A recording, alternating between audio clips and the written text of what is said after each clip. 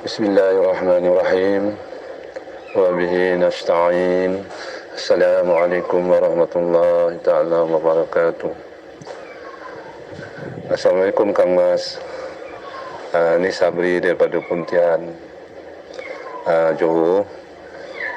Ingin mohon penjelasan ataupun pencerahan berkenaan dengan apa yang sebenar-benar yang dikatakan hati itu. Kalau merujuk pada surah As-Sajdah ayat yang ke-9 yang bermaksud kemudian ia menyempurnakan kejadiannya serta menyiapkan padanya ruh ciptaannya, dan ia mengurniakan kepada kamu pendengaran dan penglihatan serta hati, iaitu akal pikiran, supaya kamu bersyukur, tetapi amatlah sedikit kamu bersyukur. Jadi di sini Kang Mas, saya ingin mohon penjelasan lah.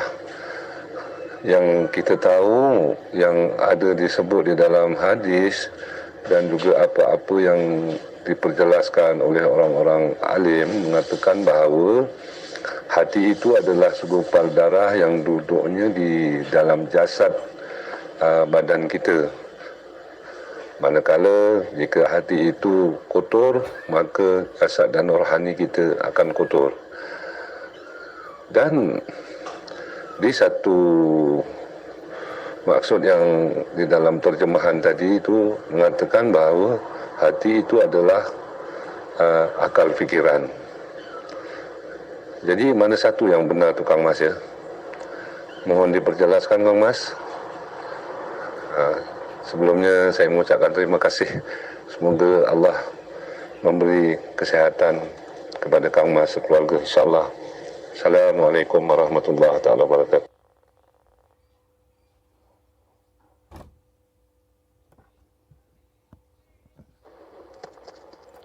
Alhamdulillahi Rabbil Alamin. Allahumma salli ala Sayyidina Muhammad wa ala ali Sayyidina Muhammad. Rabbi syrahli sadri wa yassirli amri wahlul 'uqdatam min lisani yafqahu qawli. Amin. Dari terjemahan surat yang Kang Mas sebutkan tadi, jadi akal fikir itu bila tidak ada hati, jadi hati, roh, nyawa, jiwa semuanya diliputi hayatullah, pancarnya, gumantungnya, nisbatnya hati, nyawa, jiwa, roh adalah nama ganti daripada hidup itu sendiri. Jadi tanpa hidup, tanpa Allah, apakah akal fikir berfungsi? Jadi tanpa Allah, tanpa hidup, maka semuanya tak akan ada fungsinya. Alhamdulillahirabbil alamin, yang dimaksud Allah tidak memandang wajah dan hartamu, Allah tidak memandang ilmu dan amal-amal ibadahmu, Allah tidak memandang nasab-nasab kemuliaanmu di sisi manusia. Akan tetapi Allah hanya memandang segumpal daging atau segumpal darah, yakni hati. Bila di dalam hati ini kotor, maka kotorlah semua amalmu, kotorlah seluruh kehidupanmu, najislah seluruh kehidupanmu. Bila hati ini suci, maka sucilah apa yang dikerjakan, maka sucilah semua af'al yang dikerjakan badan. Maksudnya bagaimana suci dan kotor atau najis ini? Jika hati masih terkuasai, jika hidup masih terkuasai oleh hidup hambanya, hidup manusianya, sedang di hati manusianya mentiadakan hidupnya Allah, mentiadakan hayatullah, menggaibkan Allah, maka najislah hati ini, maka kotorlah hati ini. Selagi di dalam hati ini masih manusianya lah yang mentuhani seluruh gerak tingkah lakunya badan ini, semuanya najis, semuanya kotor di sisi Allah. Akal fikir pun kotor di sisi Allah. Akan tetapi bila hamba sudah kembali ke alam fitrahnya, ketiadaannya, mempersembahkan kembali dengan rela dan ridho bahwa hidup ini Allah, maka seluruhnya akan suci. Akal fikir pun akan suci, hawa nafsu pun akan suci. Karena adanya akal fikir, adanya hawa nafsu, semuanya kembali kepada Allah lah penguasanya, bukan manusianya. Inilah yang dimaksud suci. Suci dari hayat manusianya. Yang ada hayatullah, hidup ini Allah, inilah yang disebut suci. Karena yang berkuasa, karena yang mentuhani badan-badan ini adalah yang maha suci. Apapun yang tergerak, apapun syariat-syariat yang terjadi sejak bangun tidur hingga tidur lagi, semuanya yang terjadi adalah af'alullah. Jadi selama bangunnya badan sampai tidurnya badan kembali, semuanya terhitung amal yang soleh. Semuanya, yakni amal yang diterima oleh Allah, amal yang suci, suci dari amal manusianya.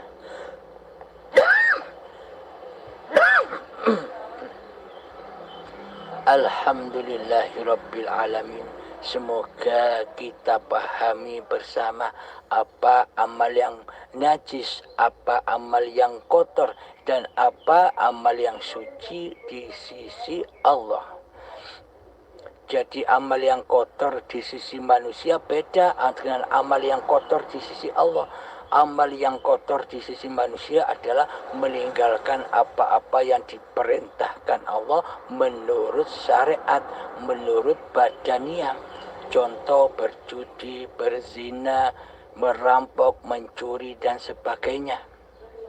Itu amal yang najis, amal yang kotor bagi badan-badaniyah, bagi syariat-syariatnya manusia. Amal yang suci menurut manusia, menurut syariat, amal yang diperintahkan oleh Allah menurut syariatnya apa? Ya seperti sholat, puasa, zakat, ibadah, haji, sedekah, dan sebagainya. Perbuatan baik menurut badan-badannya, dilihat dari sudut pandang badan-badannya. Itu menurut di sisi manusia. Akan tetapi Allah tidak memandang badaniyah ini. Allah hanya menilai hatinya. Bila hatinya suci dari hal yang selain Allah, maka sucilah semua amalnya. Akan tetapi bila hatinya kotor, yang wujud, yang nyata, yang menjadi Tuhan adalah manusianya, yang ngaku-ngaku jadi Allah tapi tidak merasa, tapi tidak disadarinya, maka semuanya akan runtuh, musnah, dan hancur di dalam api-api neraka. Di dalam kerasnya hati melebihi kerasnya batu. Maka orang-orang yang najis, orang-orang yang kotor ini tinggalnya di dalam nerakanya Allah, yakni hidupnya selalu serba ketakutan, takut miskin, takut penyakit, takut sakit, dan sebagainya. Akan tetapi bagi hamba Allah yang sudah mengembalikan, mempersembahkan seluruhnya dengan rela dan ridho bahwa hidup ini Allah, maka mereka sudah bebas dari ketakutan demi ketakutan, la khaufun alaihim walahum yahzanun. Mereka sudah tidak ada rasa takut lagi karena sudah tahu ceritanya dunia, karena sudah tahu rahasia alam kehidupan ini. Alhamdulillahirabbil alamin. Semoga saya dan semoga kita semua selalu dibimbing oleh Allah ke jalan lurusnya. Amin, amin, amin ya rabbal alamin. Akhiru kalam. Assalamualaikum warahmatullahi wabarakatuh. Amin ya Allah. Terima kasih Kang Mas ya. Saya paham Kang Mas, insyaAllah. Kang Mas tak berapa sehat kan? Mudah-mudahan makan ubat Kang Mas, insyaAllah. Ya, jadi terima kasih Kang Mas, saya paham sangat. Terima kasih ya sekali lagi. Assalamualaikum warahmatullahi wabarakatuh. Assalamualaikum warahmatullahi wabarakatuh. Ya Kang Mas, saya ingin bertanya, zuhud khusus dan zuhud umum, yang mana lebih utama kita jalankan?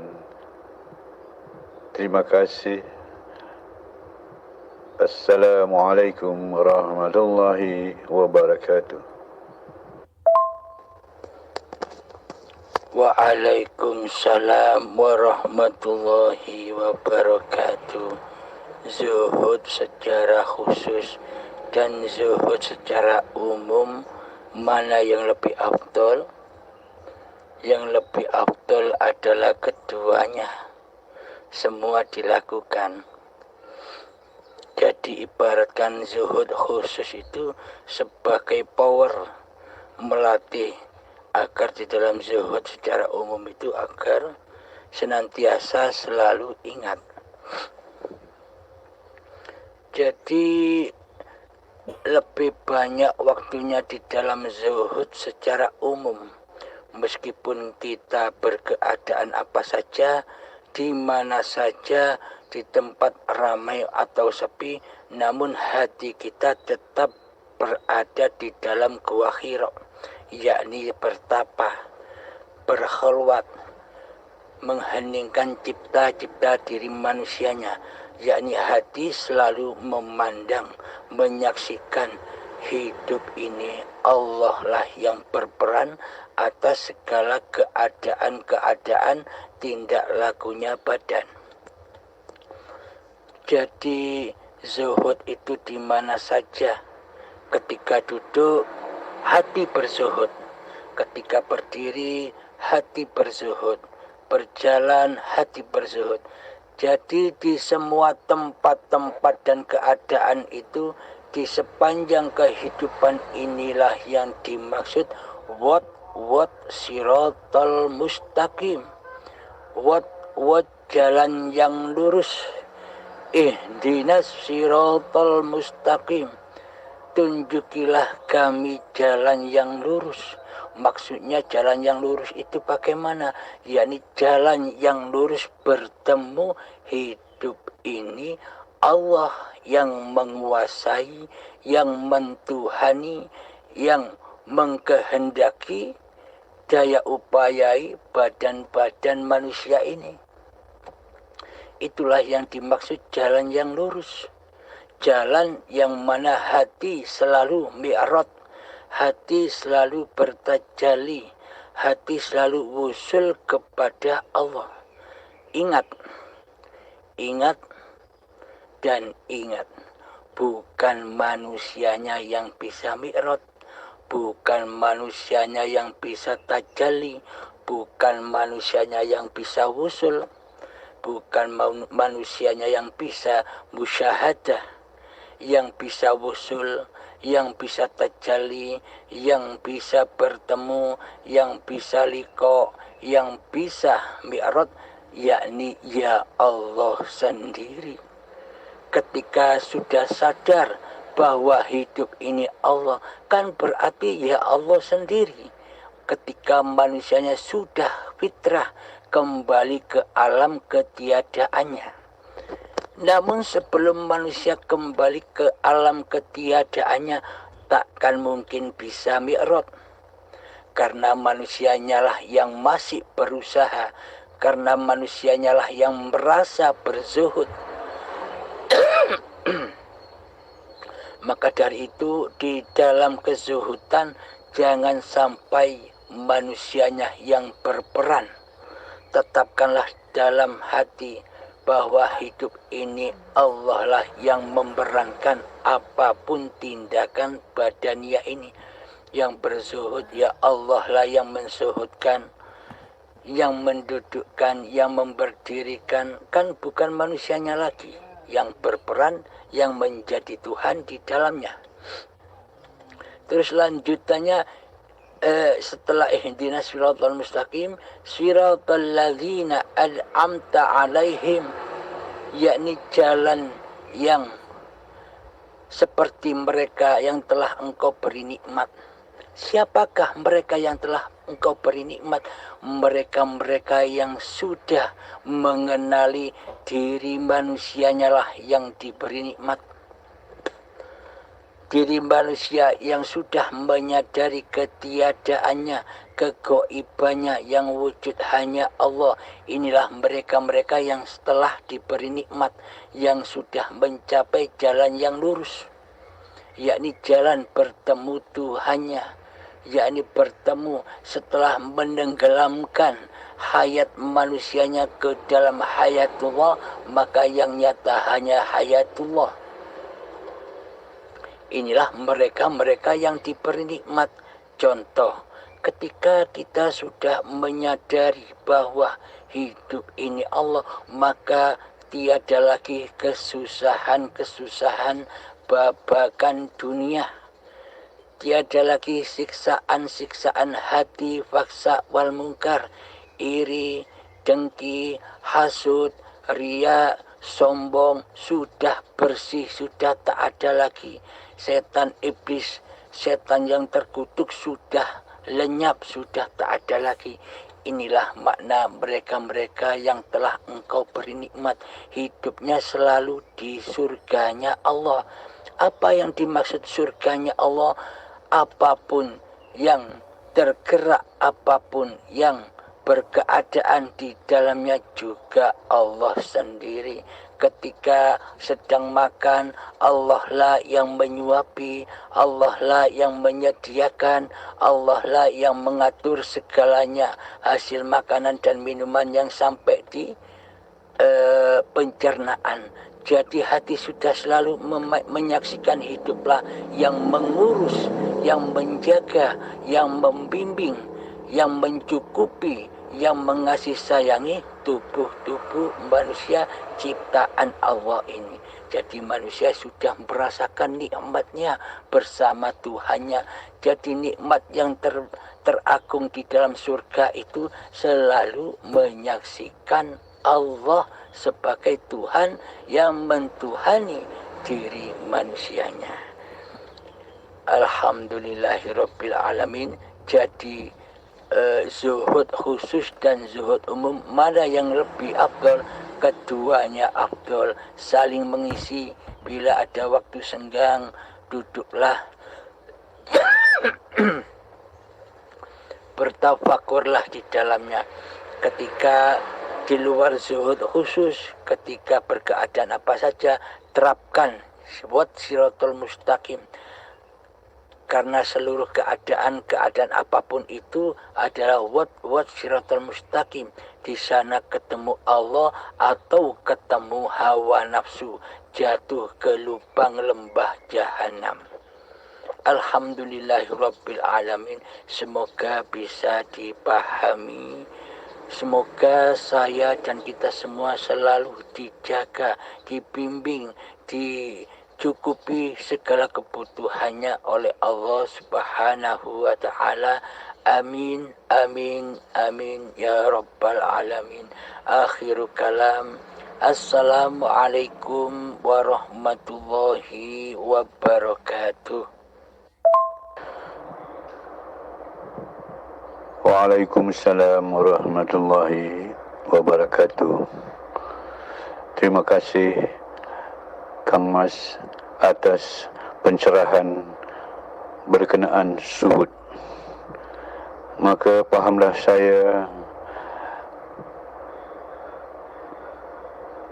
akan dipraktikkan kedua-duanya sekaligus dalam kehidupan ini.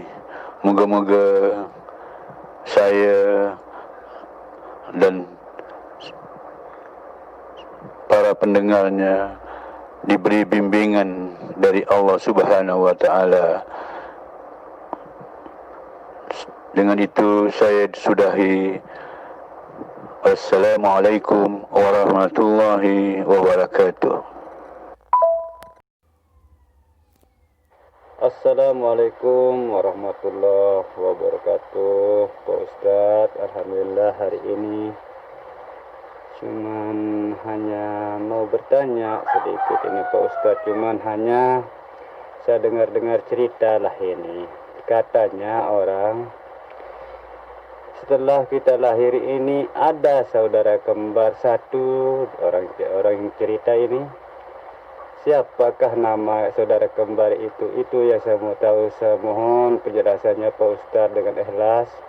Alhamdulillah mungkin dapat bersambung dengan Pak Ustadz. Assalamualaikum warahmatullahi wabarakatuh. Alhamdulillahirabbil alamin. Setiap manusia punya kembaran yang wajahnya persis, yang bentuknya persis, yakni jin korin, jin pendamping manusia. Bismillahirrahmanirrahim. Wa ma khalaqtul jinna wal insa illa liya'budun.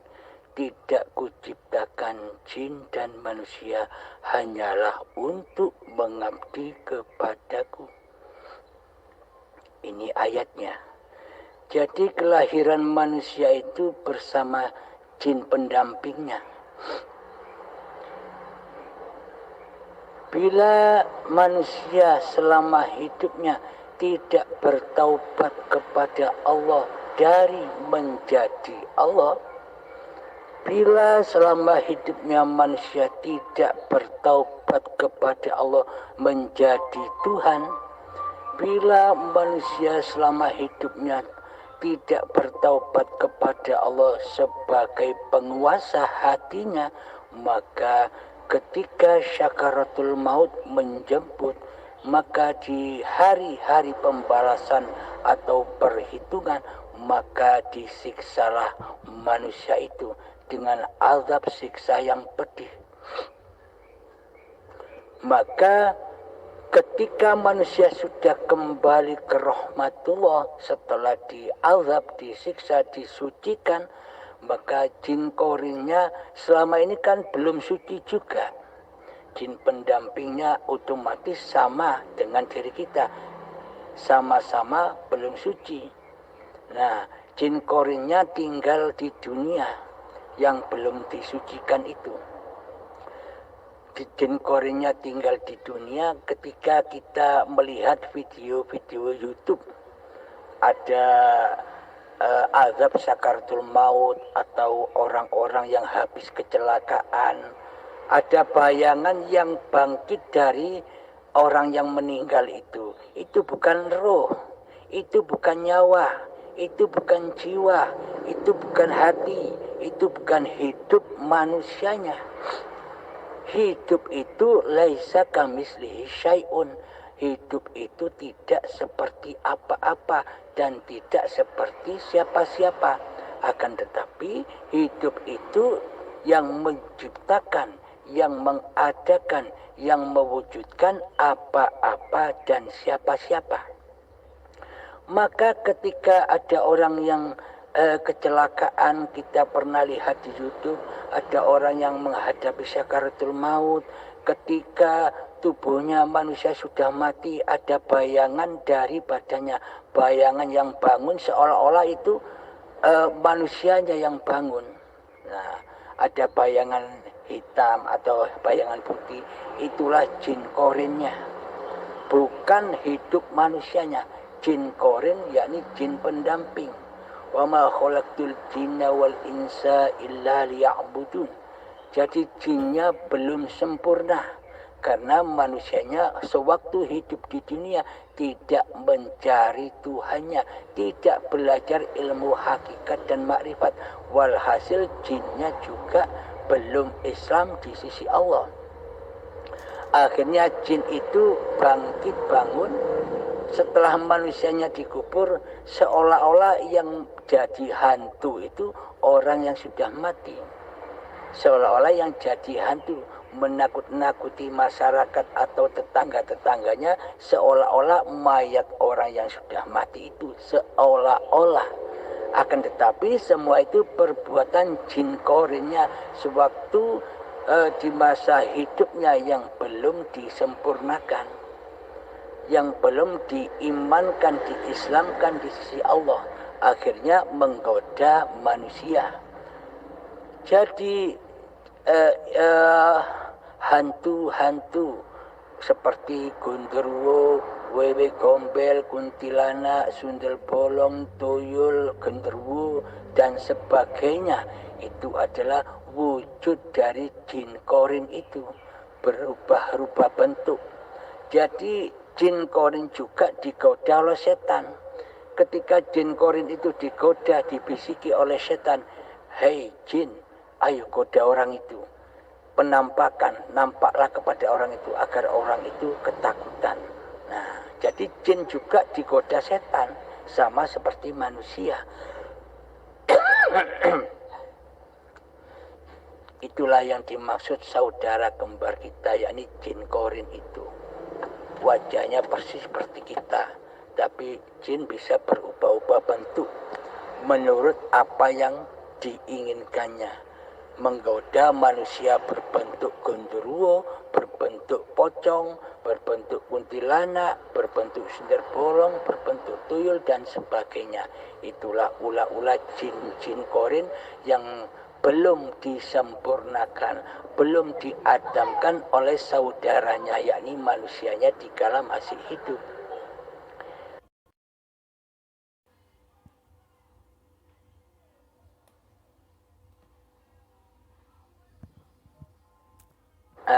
Namun bagi orang-orang yang sudah menyempurnakan sejati diri manusianya, yakni menyempurnakan ke alam keabadiannya, yakni ke alam keadamannya, ketiadaannya, kegoibannya sebagai manusia.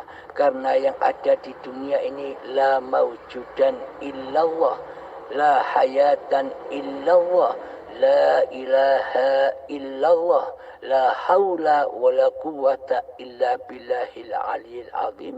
Kalimat-kalimat itulah yang memutus kekuasaan manusianya menjadi Tuhan.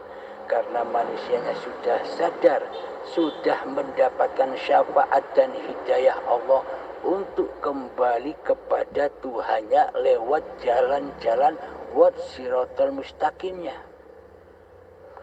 Maka dari itu, ketika manusia sudah menyadari bahwa manusia ini tiada, gaib dan fana, maka hancur leburlah, maka sucilah pula jin korin, jin pendampingnya. Jadi jin pendamping orang-orang yang sudah menjadi kekasih Allah, yang sudah Habibullah, yakni di dalam hatinya yang wujud, yang nyata, yang hidup hanya Allah, inilah yang disebut Habibullah. Maka sirnalah juga jin pendampingnya, jin saudaranya itu juga sirna. Manusianya sudah sempurna, sudah suci, jinnya pun juga suci. Sewaktu ketika meninggalnya pun jinnya tidak menggoda manusia. Jinnya karena ketika manusianya masih hidup sudah disempurnakan semua keberadaan, kewujudan diri manusianya, otomatis jin pendamping atau saudaranya pun juga sudah sirna, juga sudah suci ke alam keadamannya. ke alam hakikat sejati dirinya, dari mana ia berawal. Wa ma khalaqtul jinna wal insa illa liya'budun. Jin dan manusia hanyalah ciptaan Allah. Kemana manusia kembali? Kepada Tuhannya lah manusia dan jin kembali. Alhamdulillahirrahmanirrahim. Semoga kita semua selalu dibimbing oleh Allah Subhanahu wa Ta'ala untuk selalu memahami paparan-paparan ini. Ingat, ini bukan paparan Abdul Halim. Abdul Halim tidak bisa apa-apa. Demi Allah, Abdul Halim tidak bisa apa-apa.